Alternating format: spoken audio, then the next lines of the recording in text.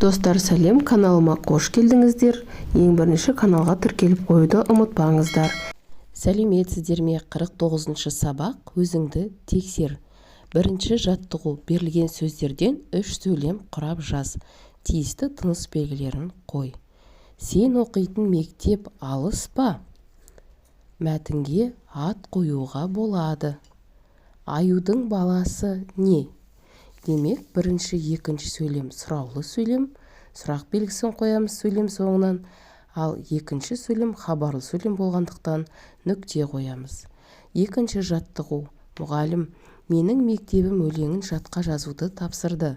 Өлеңді жатқа жазу үшін алдымен содан кейін ең соңында не істейсің?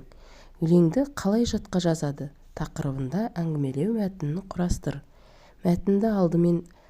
Мәтінді оқып, не туралы оқығанымды көз алдыма елестетемін сөйлемінен бастап жаз.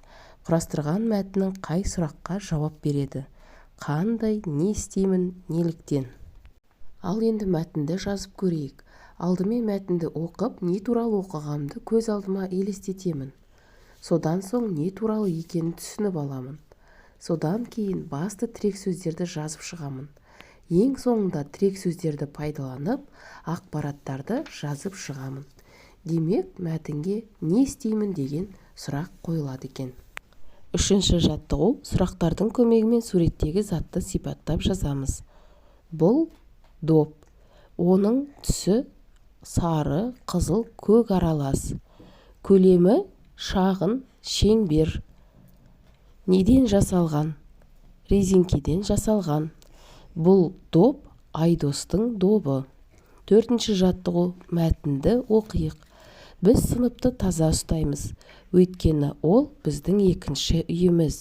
Мұны балалардың бәрі жақсы түсінеді. Мәтіннің түрі бұл жерде әңгімелеу. Мәтінге біздің сынып екінші үйіміз деген екі тақырып берілген. Соның қайсысын таңдаймыз? Сынып екінші үйіміз деген тақырып осы мәтінге сай келеді. Енді осы мәтін мазмұны бойынша екі сұрақ құрастырып көрейік. Олар сыныпты қалай ұстайды? Не себепті олар сыныптарын таза ұстайды? Бесінші жаттығу. Пайымдау мәтіні туралы білетініңді пайдаланып, жағдаяттан шығып көр.